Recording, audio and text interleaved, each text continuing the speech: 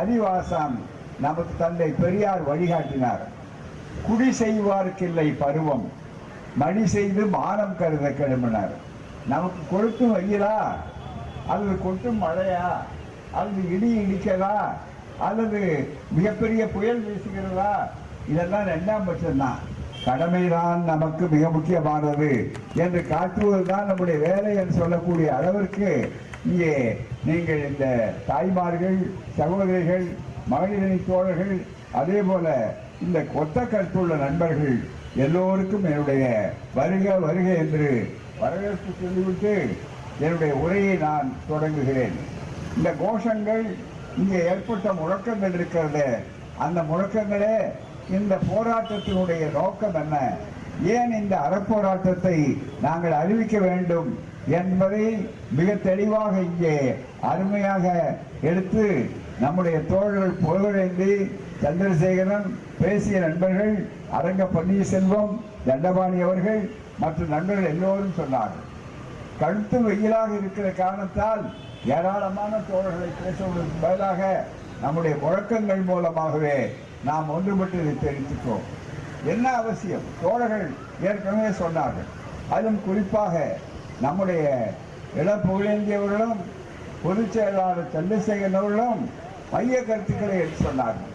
இந்த அறிக்கை ஏன் விட வேண்டிய அவசியம் வந்தது என்று நீங்கள் எண்ணி பார்க்க வேண்டும். அந்த வகையிலே 1ஆம் தேதி அன்று மிக முக்கியமாக இருக்கக்கூடிய ஒரு பெரிய வாய்ப்பு, விடுதலையிலே ஒரு அறிக்கையை தயாரித்தோம். இந்த செய்தி வந்தவுடனே தோழர்களே, எதையும் முந்திக் கொண்டு போராட்ட களத்தில் இருப்பது நம்முடைய வாடிக்கை. அந்த வகையிலே தான் தோழர்களுக்கு இடையறாது. அது 4ஆம் தேதி அன்று பொதுக்குழு, அதற்கு முன்னாலே நிகழ்ச்சிகள், அதையத்தான் இருந்தாலும் கவலைப்படாமல் தோழர்கள் பக்கத்து மாவட்டங்கள் அத்தனை பேரும், கடலூர், சிதம்பரம், அதே போல விருத்தாசலம், அரியலூர், விழுப்புரம், திண்டிவனம், இப்படி புதுச்சேரி என்று பல துறையிலே வந்திருக்கக்கூடிய தோழர்கள் வெளியிலே இங்கே வந்திருக்கிறார்கள். சகோதரிகளும் வெயிலை பொருட்படுத்தாமல் இங்கே அமர்ந்திருக்கிறார். இதிலே சில கருத்துக்களை உங்களிடம் சொல்ல வேண்டும். ஏற்கனவே இதை விளக்க ஏன் இந்த போராட்டம் சொன்னால், இதனுடைய வரலாறு என்ன? நெய்வேலியிலே நம்முடைய தோழர்கள், ஏழை எளிய விவசாயிகள், இந்த பகுதியில் இருந்தவருடைய வாழ்வாதாரமாக இருக்கக்கூடிய அந்த விவசாயிகளுடைய வாழ்வாதாரத்துக்கு நிலம் வைத்திருந்தார்கள். அந்த நிலத்தை எல்லாம் இங்கே வந்தா உங்கள் பிள்ளைகளுக்கு வேலை கொடுப்போம் அங்கே என்னெல்லாம் சொல்லித்தான் தாராளமாக கொடுத்தாங்க. எந்த விதமான எதிர்ப்பையும் காட்டல. ஒரு தொழில் வளரட்டும், தொழில் வளர்ந்தால் வேலை வாய்ப்பு கிடைக்கும் என்ற நல்லெண்ணத்திலையும் தமிழ்நாட்டுக்கு பெருமையா இருக்கும் என்ற கருத்தினாலும் வேலை கொடுத்தாங்க. ஆனால் இடத்தை கொடுத்தாங்க, குறைந்த விலைக்கு இடத்தை கொடுத்தாங்க. இன்னைக்கு அந்த இடம் இருந்ததுன்னா எத்தனை மடங்கு உயர்ந்திருக்கும், அவருடைய பொருளாதார அந்தஸ்து எவ்வளவு உயர்ந்திருக்குங்கிறது சிந்திப்பவர்களுக்கு நன்றாக புரியும். அதையெல்லாம் தியாகம் செய்தார்கள். ஆனால் நண்பர்களே, இன்னமும் இந்த நெய்வேலி நிர்வாகம் இடம் கொடுத்த அத்தனை பேருக்கு வேலை கொடுப்போம்னு சொன்ன அந்த வாக்குறுதிகளை நிறைவேற்றவில்லை. அரசியல்வாதிகளை பற்றி மட்டும் வாக்குறுதிகளை நிறைவேற்றுங்களான்னு கேட்குறீங்க. ஆனால் அதை விட ஒன்றிய அரசு சார்பால் நடக்கக்கூடிய, அதுவும் லாபத்திலே நடக்கக்கூடிய நவரத்தினங்களிலே ஒன்று என்று கருதப்படுவது இந்த நெய்வேலி நிலக்கரி நிறுவனம். இதிலே சொந்த மண்ணிலே இருக்கிறவனுக்கு வேலை இல்லை, ஆனால் வந்தவர்களுக்கெல்லாம் வேலை, வந்தவர்களுக்கெல்லாம் இங்கு வரவேற்பு. ஆனால் வரக்கூடாதுன்னு சொல்ல மாட்டோம். ஆனால் எல்லாரும் ஒன்றுதான். ஆனால் பழமொழி என்ன? தாயும் பிள்ளையும் ஒன்றென்றாலும் வாயும் வயிறு வேறு. அதுதான் மிக முக்கியம். மிக முக்கியமாக என்னதான் ஒருமைப்பாடு பேசினாலும், ஏன் இந்த நகரத்தினங்களை தனித்தனியாக பிரித்து வைத்திருக்கிறோம்? ஏன் ஒரே பகுதியில் வைக்கக்கூடாதா? ஏன் உத்தரப்பிரதேசத்திலேயே தொடங்கக்கூடாதான்னா வசதியும் கிடையாதுங்கிறது ஒரு பக்கம். இது மாதிரி ஒரு அமைதியான சூழல் இந்தியாவிலேயே தமிழ்நாடு தான் அமைதி பூங்கா. மத கலவரம் கிடையாது, ஜாதி கலவரம் கிடையாது, சுமூகமாக நடத்தக்கூடியது. இதில் வளர்க்க வேண்டும் வளர்ந்தது மிக முக்கியமாக. ஆனால் அப்பவே என்ன சூழ்நிலை இருந்தது என்றால், வழக்கம் போல கரையான் புற்றெடுக்க கருநாகம் உள்ளே புகுந்ததை போல பார்ப்பனர்களே முதல்ல உள்ள நுழைஞ்சிட்டாங்க. எல்லா பெரிய அதிகாரிகள் எல்லாம் உள்ள வந்து நம்ம வேலைக்கு ஆள் எடுக்கிறது பூராமே எல்லாமே நம்மவர் எடுக்காம சாதாரண கூலி தொழிலுக்கு மட்டும் நம்ம ஆட்கள் எடுத்தார்கள். எழுத்து பணியிலிருந்து அதிக சம்பளம் கொடுக்கக்கூடிய அந்த உத்தியோகங்கள் எல்லாம் அவாள் வைத்துக் கொண்டாங்க உயர் ஜாதிக்காரர்கள். அப்பதான் தந்தை பெரியார் தான் முதல்ல சமூக நீதி குரல் கொடுத்தார். இந்த இயக்கத்தின் பெருமையை தான் மற்றவர்கள் அதை பற்றி பேசுவதற்கு பயந்தார்கள். முதல்ல விடுதலை ஏடு, இந்த விடுதலை ஏடுதான் தோழர்களே அன்றும் இன்றும் என்றும் உங்களுடைய உரிமைகளை பாதுகாக்கக்கூடிய ஒரு இயக்கம். அப்போது முதல்ல விடுதலையில ஒரு பட்டியல் கொடுத்தோம்.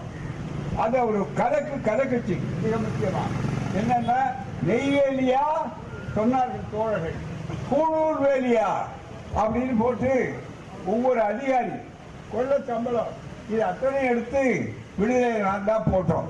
அப்போ ஆசிரியர் ஆயிட்டேன் மிக முக்கியமா.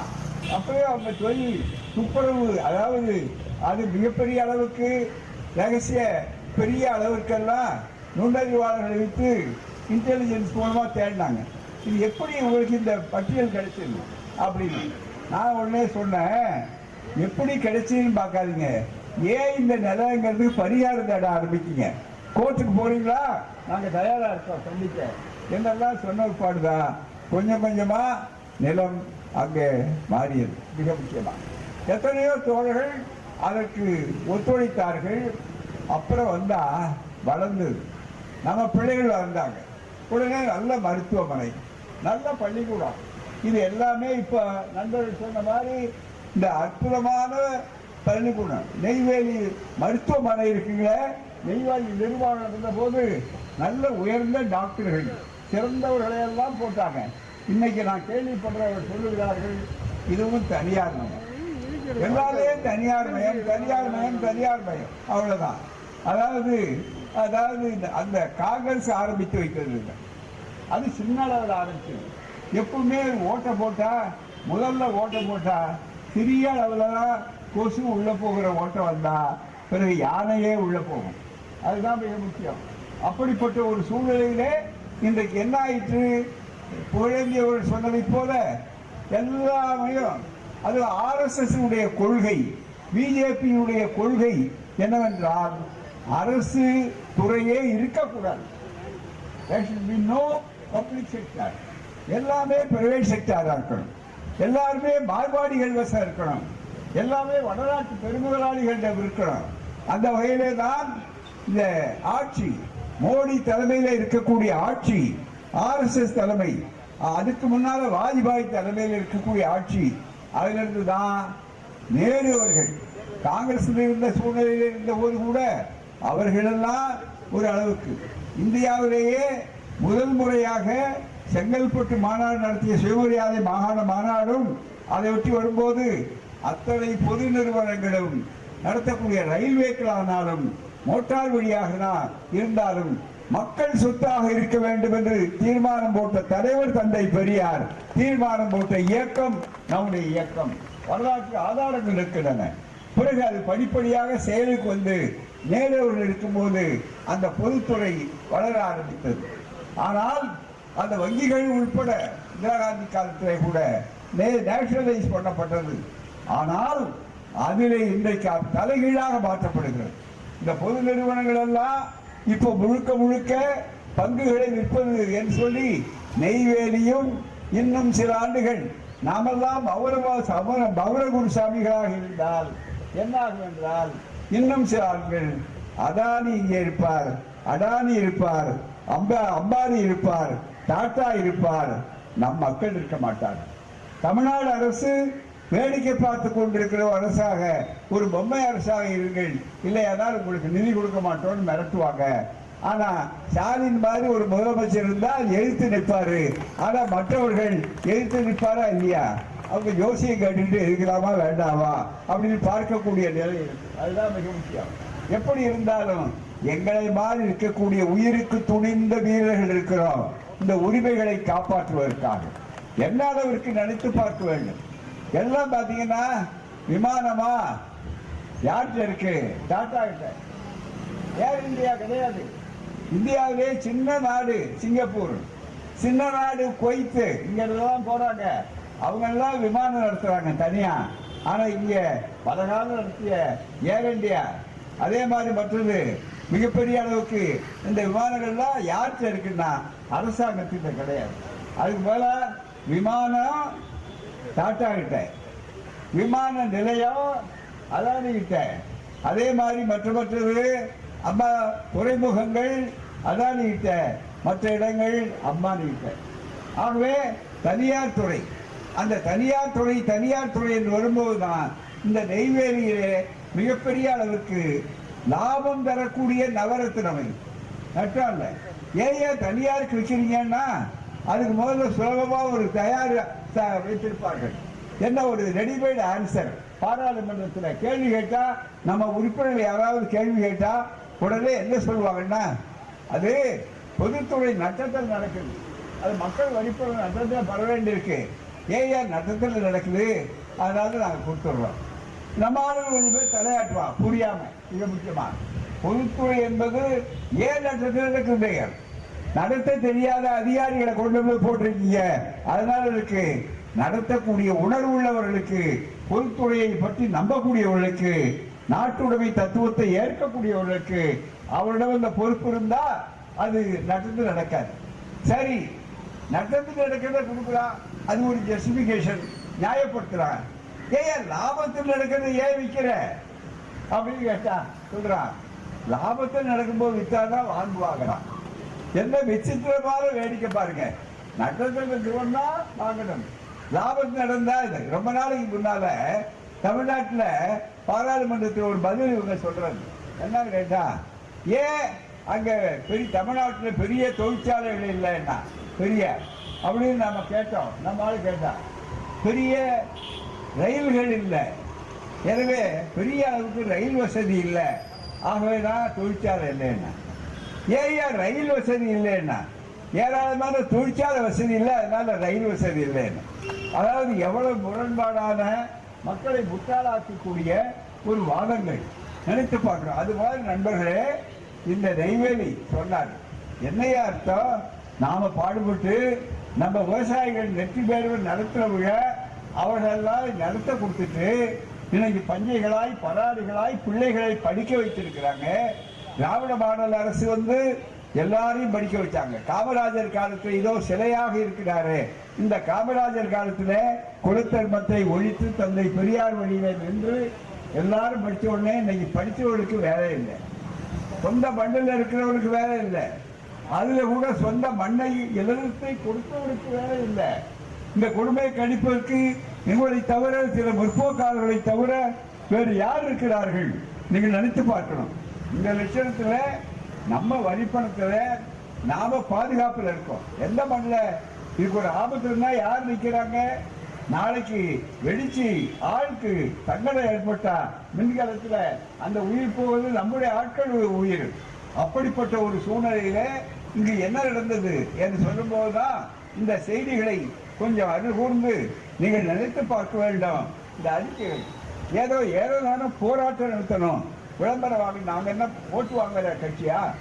யாருக்கு ஓட்டு போடணுமோ சொல்றோம். கேட்டா புத்தியோட இருப்பா, நல்ல அரசாங்கம் கிடைக்கும். கேட்கறதுனா என்னுடைய விளைவா அனுபவித்து போகணும், அவ்வளவுதான். தவிர எங்களுக்கு என்ன நட்டம்? வங்கியில ஒரு காசு கூட போடாதவனுக்கு எந்த வங்கியில் கொடுத்தா எங்களுக்கு என்ன நட்டம்? நல்லது நினைச்சு பார்க்கணும். அது மாதிரி முழுக்க நினைத்து பாருங்க. ஏற்கனவே தமிழ்நாட்டில் மிக முக்கியமா இந்த முயற்சிகள் 2006 செய்யப்பட்ட போது அவர் சொன்னார், அவர் கூட 5% இல்லை. உண்மை என்னன்னா, தமிழ்நாடு அரசுடைய எதிர்ப்பால் அம்முடிவு கைவிடப்பட்டது. முதல்ல அந்த எதிர்ப்புனால அரசாங்கமும் சேர்ந்து ஒத்துழைச்சாங்க. இப்போ நாங்க நினைக்கிறோம், இந்த அரசாங்கமும் இந்த கொள்கையில உறுதியா இருக்கணும், ஆளக்கூடாது. முதலமைச்சரும் இதை புரிந்து கொள்ள வேண்டும். மக்களுடைய உணர்வுகளை தெளிவாக, ஆட்சிகள் வரும் போகும் வேற, அதே நேரத்தில் நியாயங்கள் தோற்கக்கூடாது. அதுதான் மிக முக்கியம். நீதி நிலைநாட்டப்பட வேண்டும், அதுவும் சமூக நீதி.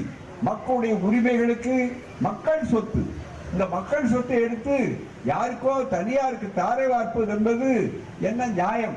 நினைத்து பார்க்க வேண்டும். அதே போல தமிழ்நாடு அரசின் எதிர்ப்பான முடிவு கைவிடப்பட்டது.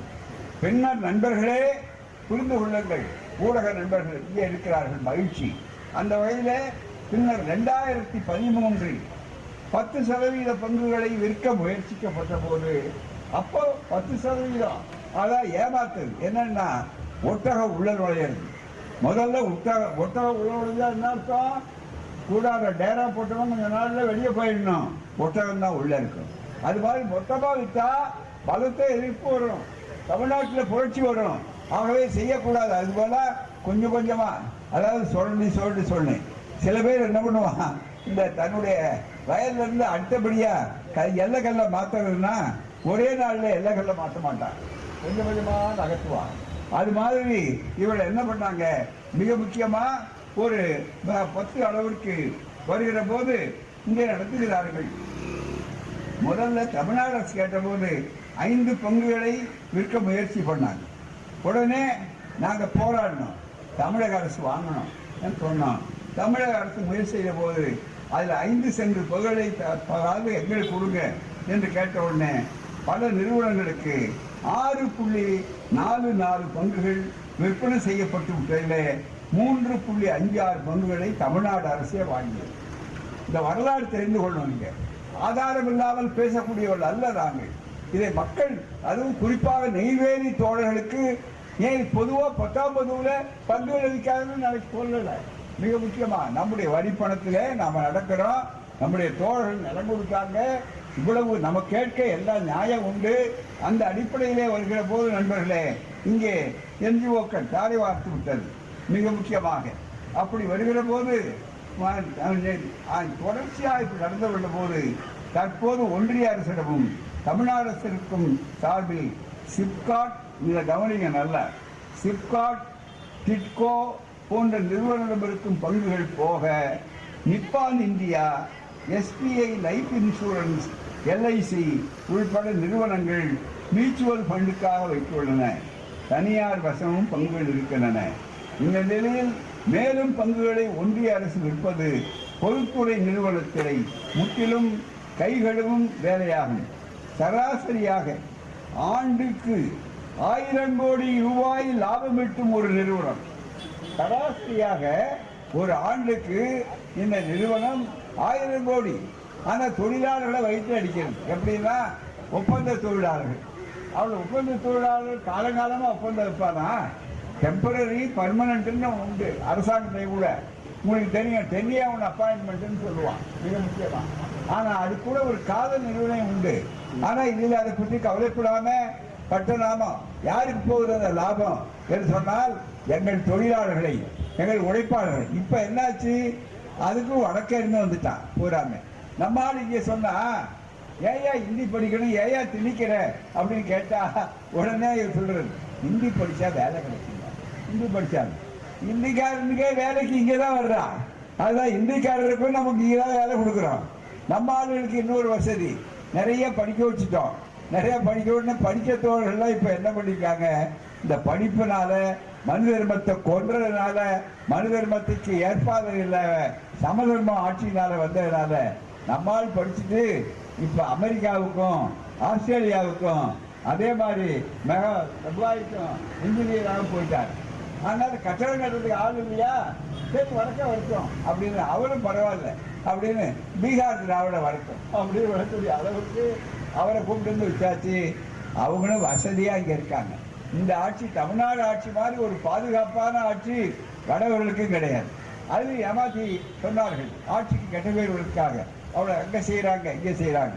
ஆனால் அப்படிப்பட்ட ஒரு சூழ்நிலையில் இன்றைக்கு ஒரு பக்கம் இருந்தாலும் முன்னுரிமை யாருக்கு, மண்ணுரிமை யாருக்கு இருக்கிறதோ அவளுக்கு தான் முன்னுரிமை இருக்க வேண்டும். அதுதான் மிக முக்கியம். அந்த வாய்ப்பை புரிந்து கொள்ள வேண்டாமா எல்லாருக்கும்? பீகாரில் போய் வேற ஒருத்தரை நாங்கள் முதலமைச்சர்னு சொன்னால் ஏற்றுப்பார்களா? நல்லவனுக்கு பக்கம் இருக்கிற கர்நாடகத்துக்காரனே நமக்கு தண்ணி கொடுக்க மறுக்கிறார்களே.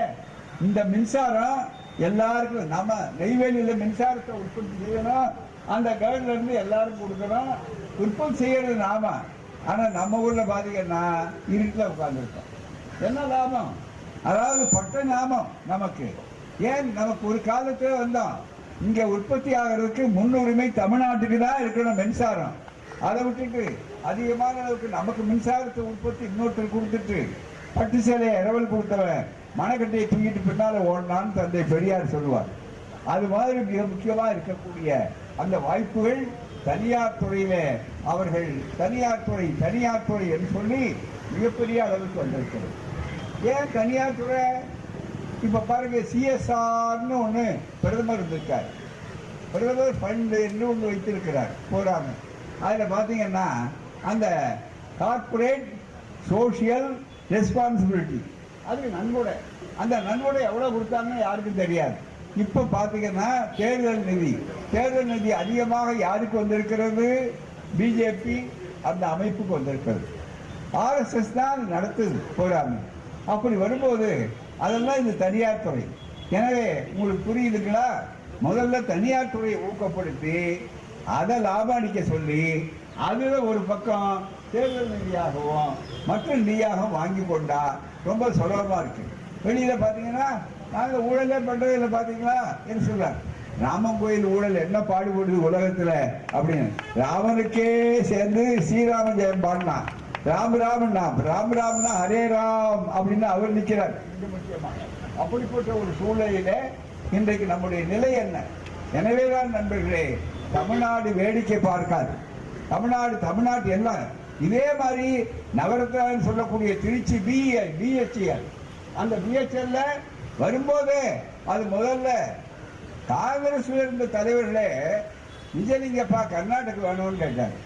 வடநாட்டு தலைவர்களுக்கு உத்தரப்பிரதேசம் வேணும்னாரு. ஆந்திராவில் சஞ்சீவ் ரெட்டி என்ன பண்ணாரு? எங்ககிட்ட ஹைதராபாத்ல வைங்க வசதி இருக்குன்னாரு. ஆனால் இதோ சிலையாக இருக்கிறாரே காமராஜர் அவர்கள், அவர்தான் இல்லை திருச்சிக்கு தமிழ்நாட்டுக்கு வர வேண்டும் என்று சொன்னார்.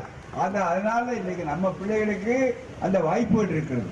எனவே தமிழ்நாடு இதிலே கட்சி இல்லை, ஜாதி இல்லை, மதம் இல்லை, எல்லோரும் ஒன்றுபட்டு குரல் கொடுக்க வேண்டும். ஒன்றுபட முடியாது, அரசியல் குறுக்க நிற்குதுன்னு சொன்னா பரவாயில்ல, தனியாவது போராடுங்க. இன்னைக்கு நாங்க இந்த மேடையில இன்னைக்கு பேசுறோம், இதே மாலையில இடதுசாரி நண்பர்கள் வந்து பேசுகிறார்கள். தனி கூட்டம் போட்டா பரவாயில்ல. ஏன்னா அரசியல்வாதிகளுக்கு அரசியல் தேவை, அதனால அவங்க தனியாக தான் இருப்பாங்க, வருவாங்க போவாங்க, அதெல்லாம் சர்வசாதாரண போறாங்க. ஏங்க எங்களுக்கு தான் ஒரே வழி இருக்கு போறாம, எக்ஸிட் என்ட்ரன்ஸ் இருக்காங்க. மிக முக்கியமா அதாவது எப்போ வசதியா இருக்கோ உள்ள வருவாங்க, எப்போ வசதி குறைவோ வெளியே போவாங்க. நாங்க தாயும் பிள்ளையுமா இருக்கிறவங்க ஒரே வழியில தான் என்னைக்கு இருக்கக்கூடிய சூழல் இருக்கும், என்னைக்கு இருந்தாலும் மற்றவர்களுக்கு வழிகாட்டக்கூடிய சூழல் இருக்கும். ஆகவேதான் அவர்கள் இந்த மேடையிலே பேசுகிறார்களா அல்லது தனித்த மேடையிலே பேசுகிறார்களா என்பது பற்றி இல்லை. இந்த நாட்டின் உரிமைகளுக்கு நாம் எந்த மேடையிலே பேசினாலும் ஒரே குரல் இருக்க வேண்டும். அந்த குரல் தான் எந்த காரணத்தை முன்னிட்டும் நெய்வேலி நிலக்கரி சுரங்கத்தை, நெல்வேலி நிறுவனத்தை நீங்கள் தனியாருக்கு தாரை வார்க்க கூடாது, வேலை வாய்ப்பு கொடுக்க வேண்டும். கான்ட்ராக்ட் தொழிலாளர் என்ற பெயராலே பட்டநாமம் சாத்தாதீர்கள். இவைகளெல்லாம் தேவையான உரிமைகள். இதை தொடர்ந்து நாங்கள் நடத்துவோம். பெரிய மகிழ்ச்சி என்னன்னா, இப்ப இந்த குரலை எல்லாரும் கேட்கிறாங்க, சமூக நீதி வேண்டும் அப்படின்னு கேட்கிறாங்க. முதல் முறையா எனக்கு ஞாபகம் இருக்கு, நான் அண்ணாமலை பல்கலைக்கழகத்திலே கடைசி எம்ஏ வகுப்பு கடைசி ஆண்டு, அதுக்கு முதல் ஆண்டு படிக்கிறாங்க. சிதம்பரம் தலைவர் கிருஷ்ணசாமி அவர்களுடைய தலைமையிலே இங்க கூட்டம் போட்டுக்கு வந்தோம். இந்த எல்லைக்குள்ளேயே கூட்டத்துக்கு அனுமதி கிடையாது. அதனால என்ன பண்ணோம், பக்கத்து ஊரு அத மந்தாரக்குப்பம் தாரா, அப்பெல்லாம் இவ்வளவு பெரிய இடம் கிடையாது, வசதி கிடையாது. ஏன்னா இப்ப பிறக்காத உள்ள இருக்கிறீங்க போறாம இளைஞர்கள். அந்த தோழர்களுக்கு வெளியில கூட்டம் போட்டாங்க. வேப்பங்குறிச்சிக்கு பக்கத்துல, வேப்பங்குறிச்சியில என்னுடைய நண்பர்கள் வீடு ஒன்று இருக்கு, படித்தவங்க அண்ணாமலை. அங்கதான் ஐயாவுக்கு சாப்பாடு மிக முக்கியமா. ஏன்னா இங்க யாருக்கும் ஒரு வழி கிடையாது. போறாம கூட்டம் போட்டோம். தோழர்களை நினைச்சு பாருங்க, இது ஒரு பழைய காட்சி. உங்களுக்கு ஒரு 50 ஆண்டுகளுக்கு முன்னால நடந்த ஒரு சம்பவத்தை உங்களுக்கு எடுத்து சொல்றோம். அப்ப போறப்ப வேடிக்கை, பெரியார் ஐயா வந்துட்டாரு, சிதம்பர கிருஷ்ணசாமி தலைமை தாங்கிறார். இந்த ஊர்ல தலைமை தாங்கிறதுக்கு யாரும் முன்னு வரல, ஆகவே இருக்கிறார். ஆனா அப்பவே ஆதரவாளர்கள் என்னன்னா, நம்ம சந்திரசேகரன் அவர்களுடைய மாமனார் நாராயணசாமி போஸ்ட் மாஸ்டர், மிக முக்கியமா அவரோட இன்னொரு போஸ்ட்மேன் இருப்பார். அவர் நம்ம தீவிரமான நண்பர் எத்திராஜன் அவருக்கு பேரு, மிக முக்கியமா. நான் சொன்னேன், இதெல்லாம் ஞாபகம் வருது. அதுதான் ஞாபகம் வருதுன்னு சொல்ற மாதிரி இது அத்தனையும் மிக முக்கியமான ஒரு சூழ்நிலை. ஆகவே அவங்கெல்லாம் இருந்தார். அதுதான் அவங்க தான் ஏதாவது தண்ணி கொடுப்பாங்க. தண்ணி கொண்டு வர்றது கூட அவங்க தான், வேற யாரும் ஆள் கிடையாது. இங்க இருந்தா நம்ம தோழர்கள் வேலைக்கு வந்தாங்க பாருங்க, அவங்க எல்லாம் பயந்து ஐயோ எங்களை யாரும் நோட் பண்றான், சிஐடி வச்சு பாக்குறாங்க, அதனால நாங்க யாரும் கிட்ட வர முடியாது. இப்படி தோழர்கள் ஐயா கூட்டம், நாங்க 3 பேர் மேடையில உட்காந்து பேசுறோம். அந்த கூட்டத்துல நெய்வேலி ஐயா பேசுறாரு, இந்த ஊர்ல இவ்வளவு கொள்ள அடிக்கிறாங்க உத்தியோகத்துல, அதுதான் நாங்க அச்சு போட்டுருக்கோம் அப்படிதான் சொல்லுவாரு ஐயா வார்த்தையில. அச்சு போட்டு புத்தகம் கொண்டு வந்திருக்கோம், 2 அணா அந்த விலை, ஆகவே இதை வாங்கி பாருங்க அப்படின்னா கிட்ட வந்து கேட்கறதுக்கு ஆள் இல்லை. இந்த மாதிரி கேட்கறதுக்கு அந்த போஸ்ட் இருக்கு பாருங்க, அந்த போஸ்ட் இந்த சிலைக்கு அந்தாண்ட அவ்வளவு தூரத்துல மெதுவா ஒரு 10 பேர் வந்தாங்க முதல்ல. அப்புறம் ஐயா பேச ஆரம்பிச்சோன்னு 20 பேர் வந்தாங்க. அப்புறம் 200 பேர் வந்தாங்க. இவங்கெல்லாம் போயிட்டாங்கன்னு அப்புறம் 2000 பேர் வந்தாங்க. ஆனா கிட்ட வரல. அதெல்லாம் ஒருத்தருக்கு அப்படியே துண்டு போட்டுக்கிட்டு அப்படி பண்ணி இப்படி பண்ணிக்கிட்டு என்ன அடையாளம் காட்டுவாங்கன்னு நினைச்சா, அந்த நெய்வேலி தான் இன்னைக்கு உரிமை முழக்கம் ஏற்படுத்துவதற்கு குரல் கொடுக்கக்கூடிய நெய்வேலியாக இந்த இயக்கங்களுடைய காரணம். அப்புறம்தான் தோமுசா, அப்புறம்தான் மற்ற அமைப்புகள், இப்படி எல்லாமே வரக்கூடிய வாய்ப்புகள் வந்தது. ஆகவேதான் நண்பர்களே, வெயில் அதிகமாக இருக்கிறது, நான் சொல்ல வேண்டிய அவசியமில்லை. ஊடக நண்பர்கள் பதிவு செய்து கொண்டிருக்கிறார்கள். அந்த வகையிலே தான் ஒருபோதும் இதை விற்கக்கூடாது. விற்க இப்பதானே நீங்க சொல்லலாம், என்னங்க 3.9% தானே, இல்ல 5% தானே, இல்ல இது சின்ன ஓட்டை. சின்ன ஓட்டையில விட்டீங்கன்னா பெரிய ஓட்டை யானையே நுழைஞ்சிடும். இது ஒரு ஒத்திகை, வேற ஒண்ணு ரிஹர்சல். ஒத்திகை யாருக்கு? முழுக்க அம்பானிக்கு. இன்னைக்கு துறைமுகம் பார்த்தீங்கன்னா இந்தியாவில் எந்த துறைமுகம் தமிழ்நாட்டிலேயே இருக்கு. ராமநாதபுரம் வரையில இங்கே மிகப்பெரிய அளவுக்கு சென்னைக்கு அப்புறம் இருக்கக்கூடிய அந்த மிகப்பெரிய பழவேற்காடுல ஆரம்பிச்சா கடைசியில ராமேஸ்வரம் வரையில அதானிக்கு தான் சொன்னோம். மிகப்பெரிய அளவுக்கு மாநில அரசுகள் வருது போகுது, அதை பற்றி அவர் கவலை இல்லை. மிக முக்கியமா அப்பேற்பட்ட ஒரு கொடுமைகள் நடந்து கொண்டிருக்கிறது.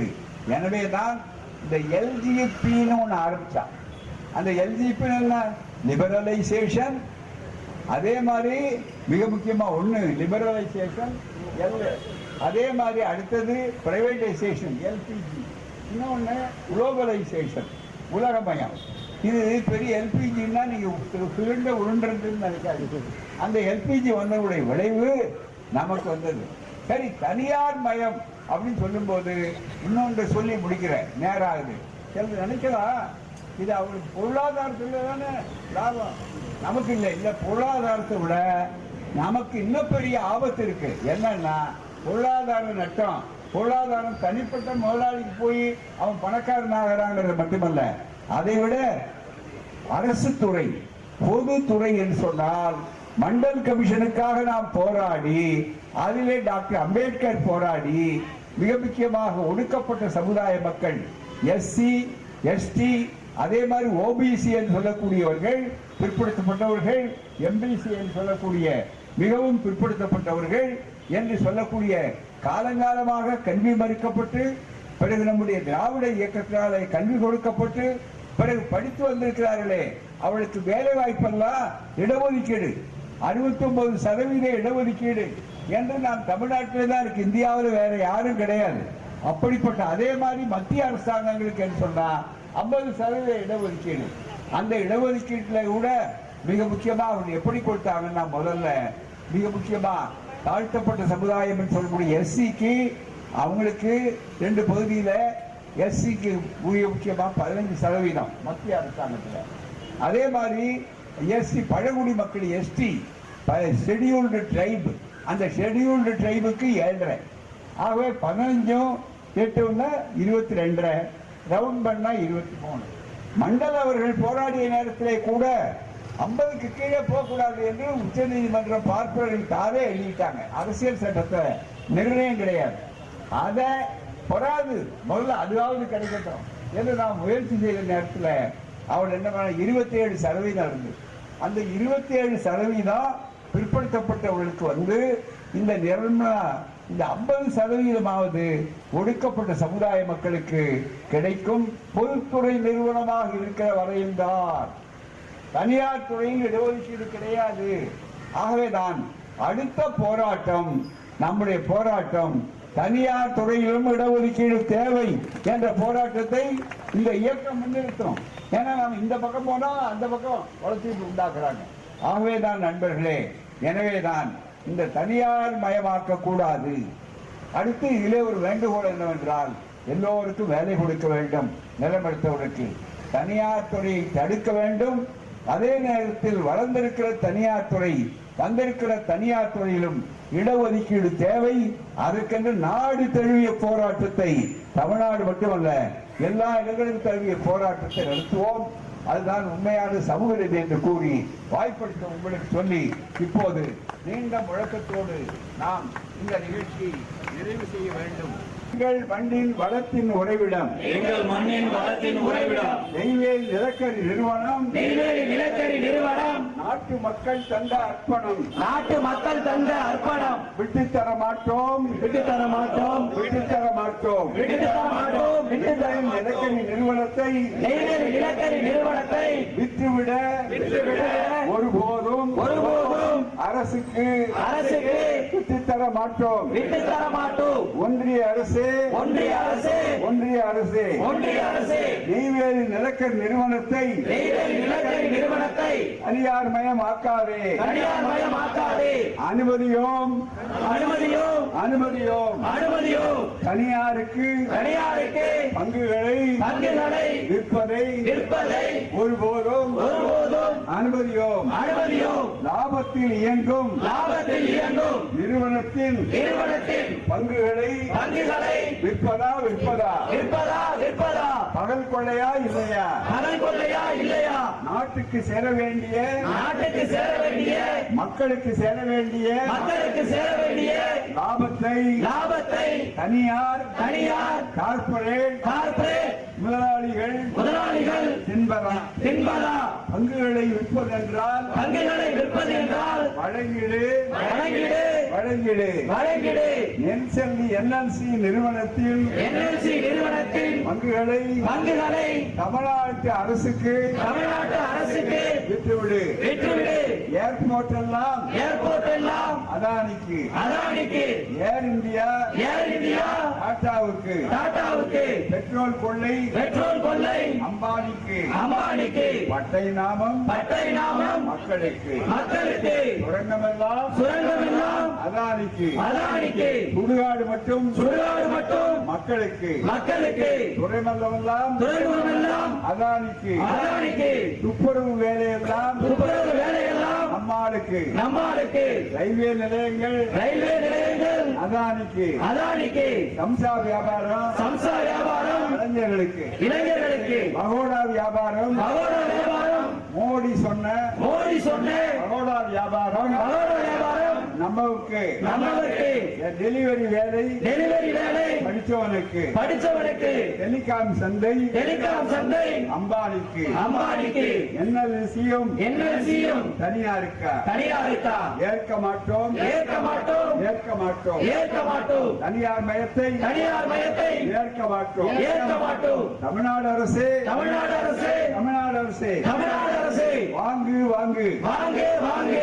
வாங்கிடு. உறவுக்கு கை கொடுக்கலாம், உரிமைகளை பறி கொடுக்காதீர்கள். தமிழ்நாடு அரசே உரிமைகளை நிலைநாட்டுங்கள். தனியார் மயம் என்பது சமூக நீதிக்கு சவக்குழி. புரிந்து கொள்வோம். தனியார் மயம் என்றால் பிற்படுத்தப்பட்ட ஒடுக்கப்பட்ட மக்களுக்கு கிடைக்கும் இடஒதுக்கீட்டை தாரை வார்ப்பது என்பதே பொருள். விதைநெல்லை விற்பதுதான் பொருளாதார உத்தியா? விவசாயிக்குள்ள சிந்தனை கூட ஒன்றிய அரசுக்கு இல்லாதா? நிலக்கரி வெட்ட இடம் கொடுத்த எங்கள் குடும்பங்களுக்கு கொடுக்க வேண்டிய வேலையை கொடுத்தீர்களா? ஏன் கொடுக்கவில்லை? நாணயமில்லை. நிலக்கரி நிறுவனத்துக்கு நாணயமில்லை. வெட்கக்கேடு. எங்கள் மக்கள் உரிமையை பொறுமையை இனியும்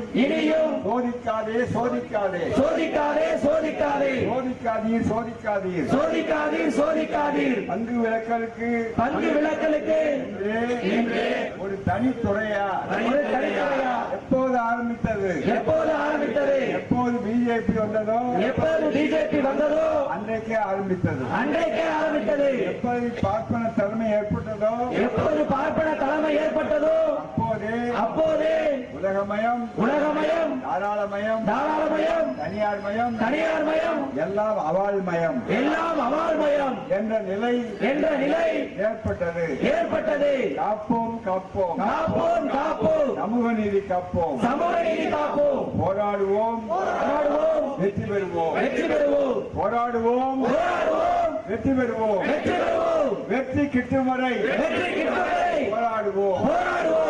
தோழர்களே, இது முடிவல்ல, இதுதான் துவக்கம். இதுமேல் இந்த தொடர் போராட்டங்கள் இந்த நிலை தொடர்ந்தால் தமிழ்நாடு முழுக்க இருக்கும் இந்த விகிதையும் பொருட்படுத்தாமல் ஏராளமாக இந்த தோழர்களுக்கு, தாய்மார்களுக்கு, அனைத்து ஆதரவாளர்களுக்கும் எங்களுடைய அன்பான நன்றியை தெரிவித்து விடைபெறுகிறோம். என்எல்சி பங்குகளை தொடர்ந்து விற்பனை பண்றாங்க, என்ன பண்றீங்க? ஆமா, இது முதல் கட்டம். நான் கடைசியாக முடிக்கும் போது சொன்ன மாதிரி முதல் கட்ட போராட்டம் அனைவரையும் ஒருங்கிணைப்போம். தமிழ்நாட்டில் இது மட்டுமல்ல, இதுபோல பொதுத்துறை நிறுவனங்கள் என்பது எதனுடைய பங்கு விற்றாலும் அதை எதிர்த்து மிகப்பெரிய ஒரு மக்கள் போராட்டம், மக்கள் பெருந்திரள் போராட்டமாக மக்களை திரட்டி நடத்துவோம். அதனுடைய பாரதூர விளைவுகள் 2 ஆபத்து பற்றி உங்களுக்கு சுருக்கமாக சொன்னேன். முதல்ல, தனியாருக்கு இந்த பொருள் கொள்ளையடிக்கப்பட்டு லாபம் போகிறது என்பது கூட முக்கியமல்ல, சமூக நீதிக்கு இது பெரிய கேடு. எப்போது நிறுவனங்கள் பொதுத்துறை நிறுவனங்களாக ஆகிறதோ அப்போதுதான் தனியார் துறையிலே மிகப்பெரிய இடஒதுக்கீடு இல்லாத காரணத்தால் அந்த இடஒதுக்கீடு வரும். இடஒதுக்கீடு மூலம் எல்லாருக்கும் வாய்ப்பு கிடைச்சிது, வங்கிகள், பிரபுகள், விமான நிலையங்களில். இப்போ இடஒதுக்கீடு இல்லாத தனியார் துறையாக வருகிறதுனால அந்த நிலை. ஆகவே சமூக நீதிக்கும் பெரிய ஆபத்து. இது சமூக நீதி போராட்டத்துக்கு இன்னொரு தூண்டுதல்.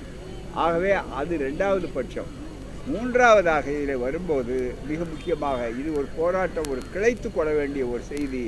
3வதாக இதில் செய்ய வேண்டிய விஷயம் என்னென்னா, எல்லாம் தனியார் மயம் ஆகிட்டால் நாங்கள் செய்கிறோம்னு நினைக்கிறீங்க. தனியார் துறையிலும் இடஒதுக்கீடு தேவை. அது முடியுமான்னு கேட்குறாங்க. அமெரிக்காவே அதுக்கு எதை எடுத்தாலும் அமெரிக்காவில் தான் போய் உட்காந்து பார்க்குறாரு. மிக முக்கியமாக தனியார் துறையில் அமெரிக்காவே தனியாருக்கு மிகப்பெரிய அளவிற்கு சொல்லக்கூடிய ஒரு நாடு, முதலாளித்துவ நாடு. அங்கேயே தனியார் துறையில் இடஒதுக்கீடு உண்டு. அதை பின்பற்ற வேண்டும். ஆகவே தான் இது முக்கியமான அடுத்த கட்டம். இது முதல் கட்ட போராட்டம் துவக்கம். அடுத்த கட்டம் தொடர்ந்தால் மீண்டும் தமிழ்நாட்டில் இந்த கிளர்ச்சி வலியுறுத்தப்படும் தீவிரமாகும். தமிழ்நாடு அரசுக்கு இது சம்பந்தம் என்ன கோரிக்கைன்னு கேட்குறாங்க. அது கர்நாடக அரசு. இன்னொரு பக்கம் பார்த்தீங்கன்னா, நம்ம மின்சாரம் வேணும் உங்களுக்கு, ஆனால் நமக்கு தண்ணி கொடுக்கக்கூடாது. இன்னும் கேட்டால் நாம் கேட்பது பிச்சை அல்ல, உரிமை. கர்நாடக அரசிடமிருந்து கேட்பது நமக்கு என்ன கேட்டால், காவிரி பிரச்சனை ஏற்பட்டு அந்த காவிரி நதிநீர் தாவா முடிஞ்சு நமக்கு எவ்வளவு கொடுக்கணும்னு சொல்கிறாங்க. அந்த கொடுக்கணும்னு முடிவு பண்ணி காவிரி மன்ற அமைச்சர் நேரத்திலேயே கூட அது ஒன்றிய அரசு நியாயமாக அமைக்கலை. அதில் பொதுவான நிலையில் உள்ளவர்களை போடலை. அதே நம்ம கூட எதிர்த்தோம். இருந்தாலும் எப்போதெல்லாம் பார்த்திங்கன்னா மேட்டூர் தண்ணி திறக்க முடியல. ஜூலை வழக்கமாக 12ஆம் தேதி அன்றைக்கு திறந்து விடுவாங்க, ஜூன் மாதமே. அதுக்கு வாய்ப்பே இல்லை. மிக முக்கியமாக காரணம் என்ன, வரவேண்டிய தண்ணி வரல. எப்போ ஒகேனக்கல்லில் தண்ணி திறந்து பிலிகுண்டல் மற்ற இடங்கள்லேருந்து வருகிறதுன்னு சொன்னால், நிறைய அந்த பக்கம் மழை பெஞ்சு அவங்களால தண்ணியை தேங்க முடியாதுன்னு சொல்லக்கூடிய இடத்துல அங்கே இருக்கிற மழை நீர் வெள்ளமாக வருகிற போது மட்டும் இங்கே தண்ணியை திறந்தவொன்னு கணக்காட்டிடுறாங்க. அது தவறு. அது போகாமல் அதாவது ஆங்கிலத்தில் சொல்லுவார்கள், கூடுதல் நீரி வழிந்து போகணும், அவனை காப்பாற்றிக்கிறது. அது நமக்கு தாராள கொடை உள்ளத்தினால அல்ல, நியாய உள்ளத்தினால அல்ல, தங்கள் மாநிலத்தை காப்பாற்றி கொள்ளணும். இல்லைன்னா வெள்ளத்தில் மிதக்கும். இப்போ பம்பாய் மிதக்கிற மாதிரி மிகப்பெரிய அளவுக்கு மிதக்கும். அப்படிப்பட்ட ஒரு சூழல் இருக்கிறது. ட்ரைனேஜ் அவுட்லெட் அப்படின்னு சொல்லக்கூடிய அளவிற்கு அதிகமாக இருக்கிற தண்ணியை நீங்கள் வளர்த்தாதான் அவன் வாழ முடியுன்றதுக்கு தான். அப்போ தான் இங்கே ஒகேனக்கல்லில் வெள்ளம், அதுவும் அறிவிப்பில்லாத வெள்ளம், அதில் 2 பேர் அடிச்சுட்டு போனாங்கன்னு சொல்லக்கூடிய நிலை இருக்குது. ஆகவே தான் கர்நாடக அரசு மேகதாது அணையை கட்டக்கூடாது. அதுக்கு ஒருபோதும் அதுக்கு ஒன்றிய அரசு என்ன பண்ணுறாங்க, பாலுக்கும் காவல் பூனைக்கும் தோழன் அப்படிங்கிற நிலை உருவாக்கி கொண்டிருக்கக்கூடிய இரட்டைப்பாது இருக்கக்கூடாது. தெளிவான நிலை இருக்கும். வெறும் சட்ட போராட்டம் மட்டுமே போதாது. ஒரு முதல் கட்டமாக தமிழ்நாடு அரசு நான் ஏற்கனவே இந்த கருத்துரை தமிழ்நாடு அரசுக்கு சொல்லியிருக்கிறோம். எல்லா கட்சிகளும் ஒன்று சேர அளவுக்கு தமிழ்நாடு முழுக்க ஒரு அடையாளமாக பல கட்ட போராட்டங்கள் நடத்த வேண்டும். அதில் தமிழ்நாடு முழுக்க ஒரு முழு அடைப்பு காட்டி எதிர்ப்பை காட்டணும். அதில் அரசே அந்த முழு அடைப்புக்கு முன்று வர வேண்டும். இதற்கு முன்னாலே நம்முடைய காவிரி பிரச்சனைக்கே இந்த பிரச்சனைகளில் அரசே ஒத்துழைத்து அந்த முழு அடைப்பின் மூலமாக தமிழ்நாடு ஒன்றுபட்டிருக்கிறது. மேடைகள் தனித்தனியாக இருக்கலாம், அரசியல் நம்மை பிரிக்கலாம், மதங்கள் பிரிக்கலாம், ஆனால் இந்த உரிமைகள் பிரிக்கக்கூடாது. ஒன்றுபட்டிருக்கிறோன்னு காட்ட வேண்டிய அவசியம் உண்டு. இதுதான் மிக முக்கியம். என்எல்சி பங்குகள் விற்பது சம்பந்தமாக தமிழ்நாடு அரசுக்கு ஐயாவுடைய கோரிக்கை என்னன்னு கேட்குறாங்க. அதை வாங்கணும். இன்னும் கேட்டால் கூடுதல் வண்டி உங்களால் முடியலையா எங்களுக்கு கொடுங்க அப்படின்னா, தமிழ்நாடு அரசுன்னா தமிழ்நாட்டு மக்களுக்கு உரியதுன்னு அர்த்தம். ஆகவே தான் தமிழ்நாடு அரசு வாங்கணும் மிக முக்கியமாக. அது நிதித்துறை இப்படி இருக்கேன்னு சொல்லாதீங்க. அது அப்படி வாங்கினா அது இன்வெஸ்ட்மெண்ட். ஏன்னா லாபம் உள்ள பங்குகள். அந்த லாபம் உள்ள பங்குகள்னா நிதிக்கு திண்டாடி கொண்டிருக்கிற ஒரு அரசுக்கு இன்னொரு வகையான புது வகை நிதி ஆதாரமும் அமையும். 2 லாபங்கள் உண்டு. ஆகவே இன்னும் கொஞ்சம் கூடுதலாக கொடுங்க எங்களுக்கு, நீங்கள் விற்கிறீங்களா அதை எங்கள்கிட்ட கொடுங்க அப்படின்னு கேட்கறதுக்கு தமிழ்நாடு முதலமைச்சர் அவர்கள் முன்வர வேண்டும். தமிழ்நாடு அரசு அவசர முடிவெடுக்க வேண்டும். நன்றி, வணக்கம்.